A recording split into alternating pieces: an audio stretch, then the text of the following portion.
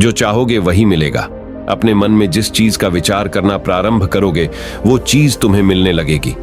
एक दिन गौतम बुद्ध से एक शिष्य ने पूछा, है महात्मा, क्या ऐसा संभव है जो मैं मेरे मन में सोचूं वो सारी चीजें अपने आप मुझे मिलना शुरू हो?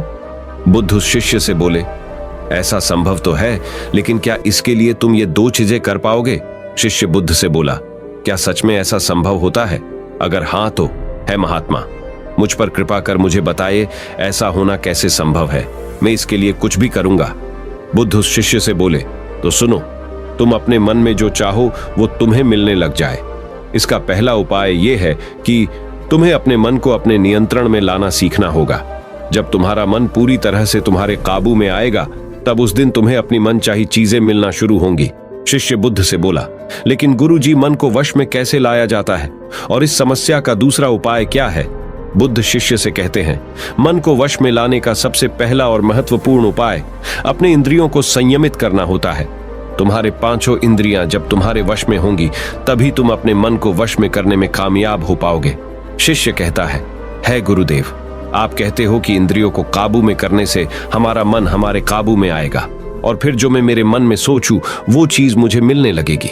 लेकिन गुरुदेव, इंद्रियां तो मेरे काबू में है। मैं जैसे चाहूं वैसे अपने हाथों को, आंखों को या फिर पैरों को हिला सकता हूं, फिर मुझे जो चाहे वो चीजें क्यों नहीं मिल पाती? बुद्ध शिष्य से कहते हैं, बालक, तुम अपने पांचों इंद्रियों की क्रिया के बारे में अपने मन में विचार कर रहे हो, लेकिन अपने पांचों इंद्रियों को अपने काबू में रखने का असली अर्थ यह है कि तुम्हें किसी भी भौतिक चीज का मोह न रहना। जब मनुष्य के मन के अंदर अलग अलग प्रकार के मोह उत्पादित होते हैं तब उसका मन उन चीजों को देख दुखी होता है जिस वजह से वो व्यर्थ की चिंता में फंसता चला जाता है।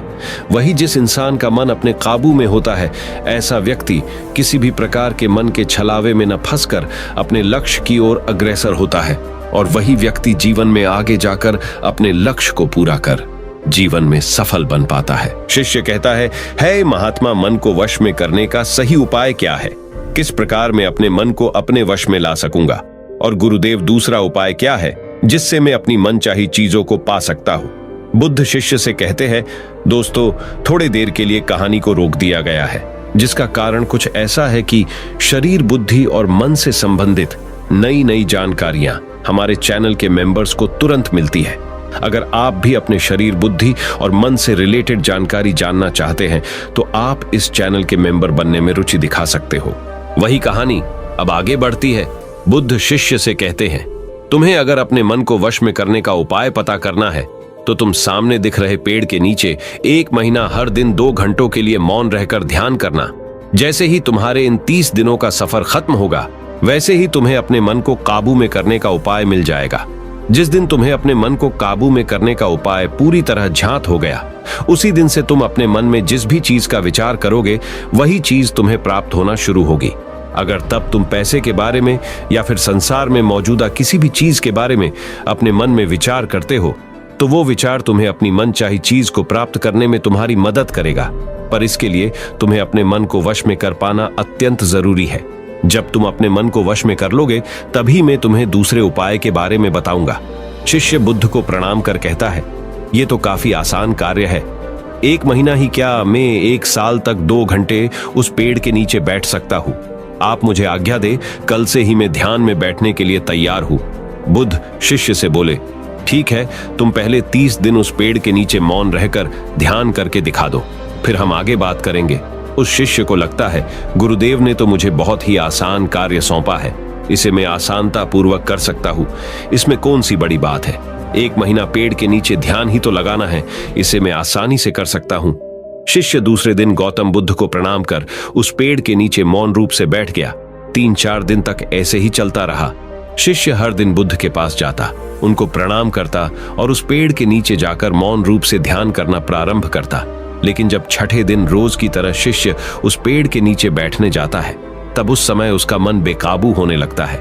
उसके मन में अलग अलग चीजों के विचार आना शुरू होते हैं। उसने अब तक जिस लोगों से बुरा बर्ताव किया, अपने साथ गुरुकुल में पढ़ रहे भाइयों को उसने हर बार कैसे मूर्ख बनाया और अपनी तारीफ करने के लिए गुरुजी को कब कब झूठ बोला, इन सारी बातों के विचार उसके मन में उत्पादित होने लगे, जिससे उसका पूरी तरह ध्यान में मन लगना बहुत ही मुश्किल होने लगा। थोड़े दिन बीते, आज उस शिष्य का मौन रहकर ध्यान करने का 17वां दिवस था, लेकिन उसके मन में बार बार आते हुए गलत विचार उसे ध्यान को ठीक से करने नहीं दे रहे थे। इसके लिए उसने मन में निर्णय किया, मैं इस समस्या का हल गुरुदेव से पूछता हूँ, उन्हें इसका हल जरूर पता होगा। 18वें दिन शिष्य के मुंह पर आ रहे भाव देखकर बुद्ध पहले ही समझ चुके थे कि आज ये सिर्फ प्रणाम करने नहीं, अपितु किसी समस्या का हल पूछने आया है। शिष्य बुद्ध के पास जाता है और कहता है महात्मा, आपके बताए अनुसार मैं हर रोज 17 दिनों से उस पेड़ के नीचे ध्यान लगाने बैठ जाता हूँ। शुरुआती दिनों में मैं जब ध्यान लगाने बैठता था तब मेरा मन पूरी तरह लगता था, लेकिन अब उस पेड़ के नीचे जब मैं अपना ध्यान लगाने बैठ जाता हूँ तब मेरा ध्यान अच्छे से नहीं लग पाता। मेरे मन में अलग अलग प्रकार के विचार आते हैं। जो विचार मुझे आते हैं उनके बारे में सोचकर मुझे अपनी सोच के ऊपर गुस्सा आने लगता है। मैंने अपने गुरु भाइयों के साथ कितना गलत किया, कितनी ही बार मैंने आपसे प्रशंसा के खातिर झूठ बोला। इन सभी गलतर विचार मुझे अंदर से ही मैं अब तक कितना गलत था इस बात को उजागर करते हैं, जिस वजह से मेरा ध्यान पर मन लगना। तो दूर में ध्यान करते समय इन्हीं विचारों से झुंझता रहता हूँ। है महात्मा, मुझ पर कृपा करें और मुझे इन गलत विचारों को अपने मन से पूरी तरह खत्म करने में सहायता कीजिए। बुद्ध शिष्य से कहते हैं, तुम्हें जब मैंने पहले दिन मौन रहकर पेड़ के नीचे बैठने के लिए कहा था तब तुम्हारे मन में किसी भी प्रकार के विचार नहीं आ रहे थे, लेकिन अब 18 दिन बीतने के बाद तुम्हारे मन में अपनी गलतियों के विचार उत्पादित हो चुके, जिसका कारण एक ही है।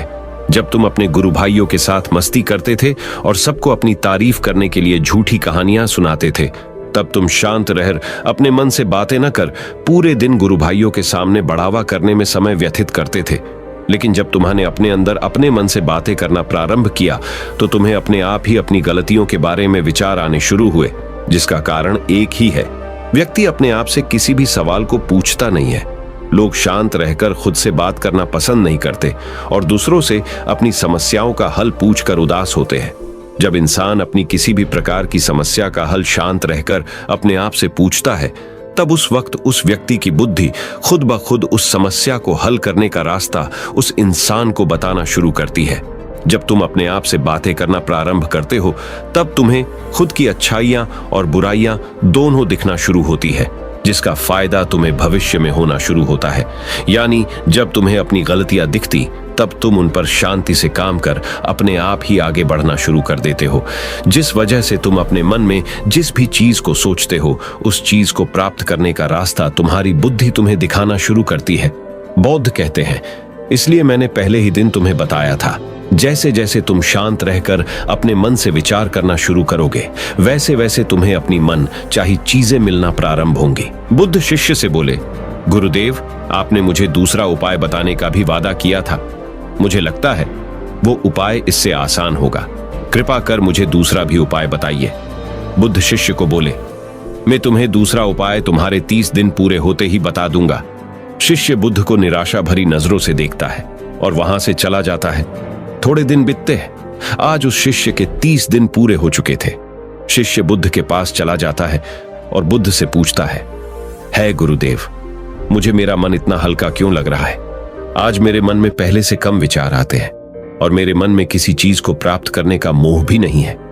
लेकिन गुरुदेव, दूसरा उपाय क्या था जिसे आपने उस दिन नहीं बताया? बुद्ध शिष्य से कहते हैं, दूसरा उपाय था ही नहीं, बस मैंने तुम्हें इसलिए दूसरे उपाय के बारे में बताया था क्योंकि तुम ध्यान के इस 30 दिन में भटक न जाओ।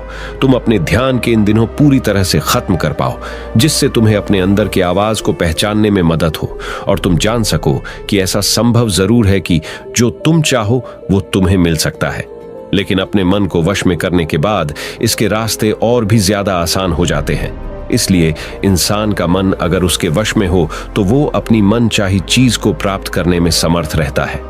वही दोस्तों, गौतम बुद्ध की इस कहानी को आप अपने परिवार या मित्रों के साथ शेयर करके उन्हें भी बुद्ध के ज्ञान से अवगत करा सकते हैं। एक व्यक्ति जो किसी के साथ बुरा नहीं करता, जानबूझकर किसी को दुख नहीं पहुंचाता, जरूरत पड़ने पर लोगों की मदद करता है, अपनी सामर्थ्य अनुसार गरीबों को दान देता है, पूरी श्रद्धा से पूजा पाठ इत्यादि भी करता है। लेकिन जब ऐसे व्यक्ति के साथ कोई अनहोनी, बड़ी दुर्घटना, अन्याय या कुछ गलत होता है तो लोगों के मन में सिर्फ एक ही प्रश्न उठता है कि अच्छे लोगों के साथ ही बुरा क्यों होता है। तो आज हम इस प्रश्न का उत्तर जानने की कोशिश करेंगे। गौतम बुद्ध के जीवन से जुड़ी एक कहानी के माध्यम से। गौतम बुद्ध के समय में उनका एक अनुयायी हुआ जिसका नाम था महाकाल। महाकाल सच में एक बहुत ही अच्छा और धार्मिक व्यक्ति था। वह लोगों की मदद करता, गरीबों को दान देता, किसी के साथ अन्याय नहीं करता और बुद्ध द्वारा बताए गए पंचशीलों का पालन करता, अर्थात हत्या नहीं करना, चोरी नहीं करना, यह व्यभिचार नहीं करना, झूठ नहीं बोलना और नशा नहीं करना। इसके साथ ही वह बुद्ध द्वारा बताए गए ध्यान और साधना का अभ्यास भी करता। वह हर पूर्णिमा और अमावस्या को बौद्ध आश्रम में होने वाले उप औसत में हिस्सा लेता और पूरी रात बुद्ध के प्रवचन सुनता। ऐसे ही एक आवश्यक के दिन उसने उपोषण किया और रात को बुद्ध के प्रवचन सुनने लगा। और सवेरे जब बुद्ध के प्रवचन समाप्त हुई तो आश्रम से निकलकर वह पास के ही तालाब में नहाने के लिए चला गया। उसी रात उस गांव में कुछ चोर एक घर में चोरी करने के लिए गुस्से हुए जेवर वो चोरी करके भाग रहे थे तो गलती से एक चोर का पैर बर्तन से टकरा गया और बर्तनों की आवाज से घर के लोग जाग गए। चारों तरफ हल्ला मच गया कि गांव में चोर घुसे हैं। मोहल्ले के लोगों ने चोरों का पीछा करना शुरू कर दिया। कुछ देर तक तो चोर कहने जेवरात की पोटली लेकर भागते रहे, लेकिन जब उन्हें महसूस हो गया यह बचना संभव नहीं है, पकड़े जाएंगे, तो तालाब के पास से जाते हुए चोरों ने सारे गहने जेवरात महाकाल के कपड़ों के पास फेंक दिए और वहां से भाग गए। जब लोग वहां पहुंचे तो उन्होंने देखा कि चोरी का सारा सामान तो इस व्यक्ति के कपड़ों के पास पड़ा हुआ है। सभी लोगों ने महाकाल को ही चोर समझ लिया और तालाब से बाहर निकालकर उसे मारना शुरू कर दिया। वह कहता रहा कि मैं चोर नहीं हूं, मैं तो रात भर प्रवचन सुनकर आया हूं और यहां सिर्फ स्नान कर रहा था। मुझे नहीं पता यह चोरी का सामान यहां कैसे आ गया। लेकिन भीड़ ने उसकी एक न सुनी और यह कहते हुए और मारने लगे कि अच्छा, चोरी करने के बाद अब नाटक कर रहा है कि मैं अच्छा आदमी हूं, प्रवचन सुनकर आ रहा हूं। गुस्साई भीड़ ने उसे इतनी बेरहमी से पीटा कि उसकी मौत हो गई और उस मृत महाकाल के शरीर को वहीं छोड़कर लोग अपने अपने घर चले गए। सुबह जब आश्रम के कुछ हिस्से तालाब में पानी लेने के लिए आए तो उन्होंने महाकाल के मृत शरीर को तालाब के पास पड़ा देखा। उसने पर पता चला कि चोरी के आरोप में लोगों ने महाकाल को पीट पीट कर मार दिया। शिष्यों ने बुद्ध के पास जाकर यह दुखद खबर सुनाई कि बेचारे उपासक महाकाल को लोगों ने मार दिया। उसे उस गलती की सजा मिली जो उसने की भी नहीं थी। बुद्ध शिष्यों के द्वारा की जा रही अलग अलग बातों को बस ध्यान पूर्वक सुन रहे थे। तभी उनमें से एक शिष्य बुद्ध से पूछ लिया, बुद्ध, यह बात तो आप भी जानते हैं कि महाकाल कितना अच्छा इंसान था। उसने कभी किसी के साथ कुछ गलत नहीं किया, फिर उसके साथ इतना गलत क्यों हुआ? बुद्ध ने कहा, महाकाल इस जन्म में तो अच्छा था, लेकिन आज जो भी उसके साथ हुआ यह उसी के कर्मों का फल है जो उसने पूर्व जन्म में किए थे। अपने पिछले जन्म में महाकाल वाराणसी के राजा के यहाँ एक राज अधिकारी था। वाराणसी के पास एक बड़ा सा व्यावसायिक गांव था जहां पर पहुंचने के लिए एक जंगल को पार करना पड़ता था। लेकिन उस जंगल में कुछ लुटेरे रहते थे जो कि वहां से गुजरने वाले राहगीरों और छोटे व्यापारियों के सामानों को लूट लिया करते थे। व्यापारियों ने वाराणसी के राजा से अपनी सुरक्षा की गुहार लगाई तो वाराणसी के राजा ने अपने उस राज अधिकारी को कुछ सैनिकों के साथ व्यापारियों से कुछ धन लेकर उन्हें जंगल पार कराने के काम पर नियुक्त कर दिया। राज अधिकारी महाकाल भी अपने काम को पूरी ईमानदारी से कर रहा था। वह लोगों से कुछ धन लेता और अपने सैनिक भेजकर उन्हें सुरक्षित जंगल पार करवा देता। एक शाम पति पत्नी का एक जोड़ा अपनी छोटी सी बैलगाड़ी में बैठकर राज अधिकारी के पास आता है और धन के बदले उन्हें सुरक्षित जंगल पार करवाने के लिए कहता है। लेकिन राज अधिकारी यह कहते हुए उन्हें मना कर देता है कि अभी जल्दी रात होने वाली है, इसीलिए वह उनकी और अपने सैनिकों की जान खतरे में नहीं डाल सकता। उन्हें जंगल पार करने के लिए सुबह तक का इंतजार करना पड़ेगा। वह पति पत्नी बहुत आग्रह करते रहे कि अभी रात होने में बहुत समय है, वह भी जंगल पार करा दे, लेकिन राज अधिकारी नहीं मानता और भी सलाह देता है कि वो रात भर यही रुके। उनके रहने और खाने की व्यवस्था वह खुद करवाएगा। पति पत्नी को मजबूरन उस राज अधिकारी की बात माननी पड़ती है। असल में उस राहगीर की पत्नी बहुत सुंदर थी, जिसे देखकर राज अधिकारी उस पर मोहित हो गया था। उस पर काम वासना हावी हो जाती है और जो व्यक्ति पर काम वासना हावी हो जाती है तो उसे सही गलत कुछ समझ नहीं आता। वह आसक्ति की आग में जलकर अंधा हो जाता है और यही उस राज अधिकारी के साथ भी हुआ। उसने उन दोनों पति पत्नी के रहने और खाने की व्यवस्था तो कर दी, लेकिन साथ ही वह उसकी पत्नी को पाने की तरकीबें सोचने लगा। उसे एक तरीका समझ आया। उसके पास एक बड़ा सा हीरा था। उसने उस हीरे को रात में चुपके से उस आदमी के बैलगाड़ी के सामान में छुपा दिया और सुबह होते ही हल्ला मचा दिया कि उसका कीमती हीरा किसी ने चोरी कर लिया है। उसने अपने सैनिकों को आदेश दिया कि हर एक व्यक्ति के सामान की तलाशी लेने के बाद ही उसे आगे जाने दिया जाए। सैनिकों ने तलाशी ली तो योजना के अनुसार हीरा उस पति पत्नी की बैलगाड़ी के सामान में छुपा मिला। राज अधिकारी उस व्यक्ति को सभी के सामने यह कहते हुए पीटने लगा कि मैंने तेरे रहने और खाने की व्यवस्था किया और तूने मेरे साथ गद्दारी की। उसके साथ उसके सैनिक भी उस आदमी को पीटने लगे और पीटते पीटते उस व्यक्ति की मौत हो गई। बाद में राज अधिकारी ने अपने रुतबे और दौलत के दम पर उस स्त्री को अपनी पत्नी बना लिया, क्योंकि पिछले जन्म में महाकाल ने सिर्फ उस स्त्री को प्राप्त करने के लिए उसके पति पर झूठा आरोप लगाकर बेवजह उसकी निर्मम हत्या कर दी थी। इसीलिए पिछले जन्म में ही उसकी मृत्यु के पश्चात उसे नर्क प्राप्त होता है और नर्क में बहुत दुख भोगने के बाद उसे इंसानी जीवन मिलता है। लेकिन इस जीवन में भी उसके पिछले कर्म उसका पीछा नहीं छोड़ते और उसके साथ ही वैसा ही होता है जैसा उसने उस स्त्री के पति के साथ किया था। महाकाल को उस चोरी की सजा मिलती है जो उसने की भी नहीं थी। उसने इस जन्म में तो अच्छे कर्म किए थे, लेकिन उसके पिछले जन्म के बुरे कर्मों की वजह से आज उसकी यह दुर्गति हुई है। बुद्ध ने आगे कहा, तो फिर भिक्षुओं, अगर इस जन्म में किसी अच्छे व्यक्ति के साथ बुरा होता है तो उसके पुराने जन्मों के पाप ही होते हैं, जिनका फल उसे इस जन्म में भुगतना पड़ रहा है। इसीलिए मैं तुमसे कहता हूं कि अपने आज के कर्मों को सुधारो ताकि तुम्हारे आने वाले जन्म भी सुधर जाए। इस कहानी से हमें यह सीख मिलती है कि बुरे कर्म का फल हमें न सिर्फ इस जन्म में भुगतना पड़ी रहता है, बल्कि अगले जन्म में भी पीछा नहीं छोड़ डाहता। आज हम अपने स्वार्थ में आकर किसी और के साथ बुरा कर रहे हैं। लालच और ईर्ष्या में कई बुरे काम करते हैं, लेकिन इस बात को भूल जाते हैं उनके कर्म उन्हें न सिर्फ इस जन्म में भुगतना है, बल्कि अगले जन्म में भी भुगतना पड़ी रहेगा। इसलिए हमेशा हमें अच्छे कर्म करना चाहिए, जिससे हम और हमारा परिवार सुखी रहे।